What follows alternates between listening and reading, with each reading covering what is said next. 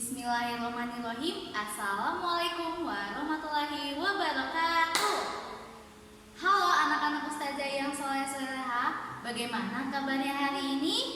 Alhamdulillah, luar biasa, tetap semangat, dahsyat, Allahu Akbar. Nah, sebelum kita masuk ke pembelajaran, bagaimana kita perkenalan dulu? Perkenalkan, nama Ustazah Sinta. Hari ini kita akan belajar sirah. Nah, sebelum kita masuk ke pembelajaran, sebaiknya kita membaca doa belajar. Sikap berdoa. Angkat kedua tangan, tundukkan kepala, pejamkan mata. Berdoa mulai. Doa sebelum belajar. Bismillahirrahmanirrahim. Rabbi zidni ilma warzuqni fahma. Amin. Yuk, mari kita simak cerita Nabi Muhammad Sallallahu Alaihi Wasallam. Orang-orang Yahudi adalah musuh yang sangat gigih dalam menentang Islam dari dahulu sampai sekarang. Mereka terus-menerus melancarkan aksi kekacauan yang dapat menimbulkan kecemasan kaum muslimin. Suatu ketika, ada seorang wanita Yahudi bernama Busra yang menyukai seorang lelaki Yahudi pula. Padahal, keduanya masing-masing telah menikah sehingga mereka dianggap melakukan kesalahan besar. Keluarga besar Busra sangat dekat hubungannya dengan Rasulullah. Mereka adalah salah satu golongan Yahudi yang tidak memusuhi kaum muslimin. Para pembesar Yahudi segera memanfaatkan kejadian ini untuk menjatuhkan keluarga Busra dari kaum muslimin. Mereka mendatangi Rasulullah dan berkata, "Muhammad, engkau kami minta mengadili kejadian memalukan ini dengan Al-Quran." Orang-orang Yahudi itu mengetahui bahwa dalam Al-Quran Allah memutuskan perbuatan seperti itu dengan hukuman rajam sampai mati. Apabila Rasulullah memberikan hukuman seperti itu, diharapkan keluarga besar Busra akan membenci Rasulullah. Namun, anak-anak ustazah yang tersayang, dengan ketajaman berpikir yang luar biasa, Rasulullah membalikan permintaan itu. "Bukankah kalian mempunyai Taurat? Lihatlah dalam kitab suci kalian, itu hukuman apa yang harus dijatuhkan." Orang-orang Yahudi pucat pasi. Mereka tidak menyangka bahwa Rasulullah mengetahui isi Taurat. Di dalam Taurat, ternyata hukumannya juga sama, yaitu dirajam sampai mati. Apabila mereka melaksanakan hukum Taurat, keluarga Busra akan membenci para pembesar Yahudi dan semakin dekat dengan Rasulullah. Akhirnya, orang-orang Yahudi menghukum Busra dan lelaki Yahudi itu dengan hukuman yang jauh lebih ringan. Demikianlah mereka mengingkari isi kitab sucinya sendiri. Anak-anak ustazah yang tersayang, sebelum turun perintah dari Allah untuk melaksanakan saum pada bulan Ramadan, Rasulullah dan kaum muslimin melaksanakan saum 3 hari setiap bulan, yaitu pada tanggal 13, 14, dan 15 ditambah 1 hari setiap tanggal 10 Muharram. 18 bulan setelah hijrah, turunlah firman Allah yang memerintahkan agar kaum muslimin melaksanakan saum pada bulan Ramadan. Saum bertujuan mencegah kaum muslimin dari semua perbuatan jahat seperti berzinaan yang dilakukan pasangan Yahudi tersebut. Bagi orang-orang yang sedang sakit atau dalam keadaan berpergian di perjalanan jauh, diperbolehkan mengganti saumnya dengan hari-hari lain apabila mereka telah sembuh atau telah kembali pulang. Bagi orang-orang yang tidak sedang sakit atau dalam perjalanan, tetapi dalam keadaan payah seperti orang yang sudah tua atau ibu hamil, untuk mengerjakan saum, diperbolehkan untuk tidak melaksanakan saum. Namun, mereka wajib menebusnya dengan memberi makan kepada orang miskin sebanyak hari yang ia tinggalkan. Fidyah. Hal demikian adalah keringanan yang Allah berikan agar para hambanya tidak merasakan berat dalam beribadah. Setelah menurunkan perintah saum pada bulan Ramadan, Allah memerintahkan kaum muslimin melaksanakan zakat fitrah setiap tahun. Dinamakan demikian karena tujuannya membersihkan setiap muslim agar kembali keadaan fitrah suci pada penghujung bulan Ramadan. Hasil zakat fitrah ditujukan untuk menolong setiap orang yang sedang menanggung kekurangan dan kesengsaraan. Pemberian itu dilakukan pada malam hari penghabisan bulan Ramadan. Pada tahun kedua Hijrah, Allah memerintahkan kaum muslimin agar mengeluarkan zakat harta setiap tahun. Tujuannya agar kaum muslimin yang berharta terhindar dari rasa kikir. Harta zakat kemudian diberikan kepada para mustahik, yaitu orang yang berhak menerima zakat.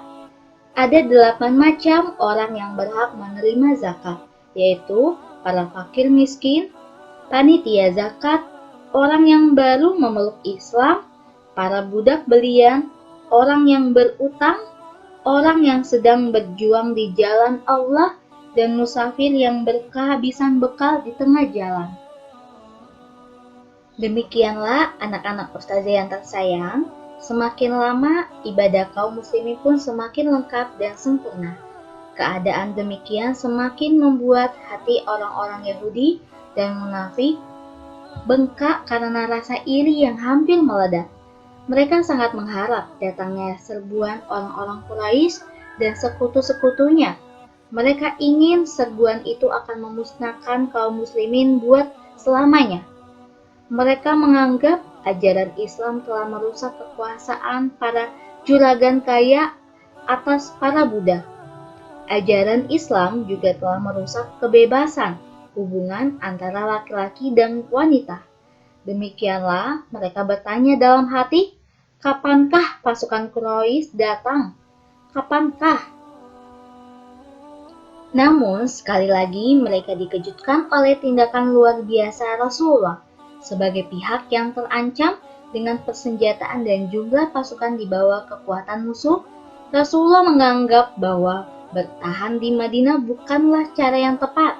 Strategi paling jitu justru adalah berangkat menyerang musuh. Rasulullah dan kaum muslimin pernah terlambat menyergap kafilah Quraisy pimpinan Abu Sufyan pada musim gugur tahun kedua Hijriyah itu. Ketika mereka tiba di Usyairah, Abu Sufyan dan rombongannya telah lewat 2 hari sebelumnya menuju Syam. Maka Rasulullah kemudian menugaskan Talha bin Ubaidillah dan Sa'id bin Zaid untuk mencari tahu berita kepulangan kafilah itu ke Mekah. Keduanya bersembunyi di daerah Haura. Ketika kafilah Quraisy itu lewat, mereka cepat-cepat memberitahu Rasulullah di Madinah. Akan tetapi, berita tentang kedatangan kafilah Quraisy itu sudah terdengar kemana-mana sehingga orang-orang di Madinah sudah mengetahuinya sebelum kabar dari kedua pengintai itu tiba. Maklumlah, harta yang dibawa kafilah ini sangat besar, yaitu tidak kurang dari 50.000 dinar. Seluruh hartawan di Makkah telah menaruh uangnya pada kafilah ini. Maka dari itu, Rasulullah pun mengirimkan orang untuk mengumumkan kepada kaum muslimin, "Wahai muslimin, kafilah Quraisy telah datang. Berangkatlah kalian. Semoga Allah memberikan kelebihan kepada kamu." Berangkat, berangkat penuhi seruan Rasulullah, seru kaum muslimin. Namun beberapa orang menunjukkan wajah tidak suka. Rasanya kurang bijaksana mempertaruhkan nyawa kita untuk segelintir harta. Ini bukan tentang harta, ini adalah cara untuk melemahkan kekuatan musuh. Ujar yang lain, "Berangkatlah bersama kami. Kalaupun hartanya kita dapatkan, itu adalah kelebihan yang Allah berikan kepada kita." Sebagian orang yang ragu itu mengangkat bahu dan pergi. Demikianlah ada yang menyambut ajakan Rasulullah dengan penuh semangat dan ada pula yang masih merasa berat. Semuanya berpulang pada besar dan kecilnya nyala iman di dada masing-masing.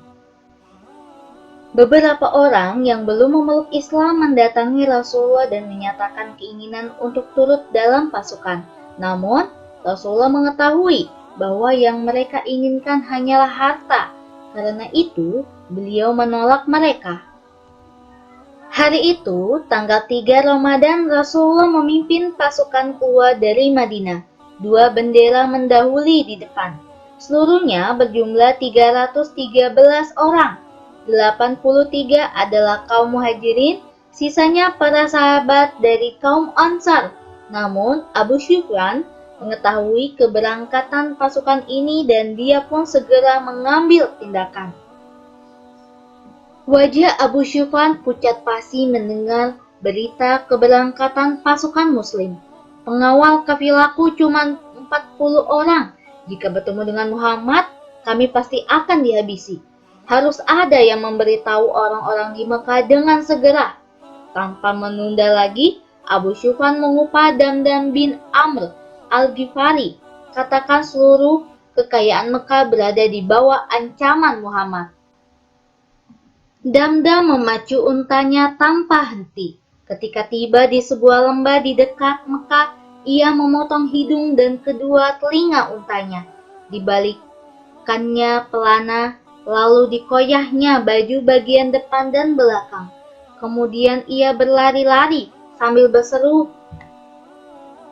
"Hai, orang-orang Quraisy, kafilah-kafilah, harta bendamu di tangan Abu Sufyan. Telah dicegat Muhammad dan para sahabatnya. Kamu sekalian harus segera menyusul. Perlu pertolongan, pertolongan." Abu Jahal segera mengumpulkan orang-orang di sekitar Ka'bah. "Berangkatlah Quraisy, berangkatlah." Namun sebagian orang merasa enggan. Mungkin saja kafilah itu telah selamat sekarang. Ya lagi pula bagaimana dengan Bani Kinana, timpal yang lain. Jika kita berangkat menyongsong Muhammad, Bani Kinana akan menyerang kota kita yang telah kosong. Orang-orang bergumam membenarkan. Bahkan Abu Jahal pun kehilangan kata-kata. Kinana dan Quraisy memang sedang bermusuhan. Namun, datang Malik bin Jushum, seorang pemuka Bani Kinana. "Bagi kamu aku adalah jaminan," katanya, "bahwa Kinana tidak akan menyerang kalian dari belakang." Maka tidak ada alasan lagi bagi orang Quraisy untuk tinggal diam. Hampir seluruh orang yang bisa berperang memutuskan untuk berangkat. Demikian juga dengan seluruh bangsawan kecuali Abu Lahab. Ia merasa gentar menghadapi orang-orang yang dulu pernah disiksanya, kini menjadi sebuah pasukan. Ia memanggil As bin Hisham. "Seluruh utangmu sebanyak 4.000 dinar kepadaku akan lunas apabila engkau mewakili diriku pergi menghadap Muhammad." As bin Hisham menyanggupinya. Lalu berangkatlah ia mewakili Abu Lahab. Selain Abu Lahab, ada lagi seorang bangsawan yang enggan berangkat. Baik, itu tadi pembelajaran siro pada hari ini. Semoga dapat dipahami dan tetap semangat untuk terus belajar. Sebelum kita kita mengakhiri pembelajaran hari ini, mari kita tutup dengan membaca doa penutup majelis. Alhamdulillahi Rabbil Alamin.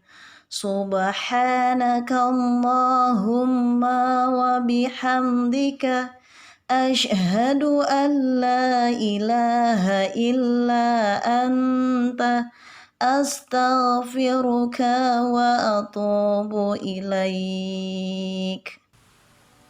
Alhamdulillah.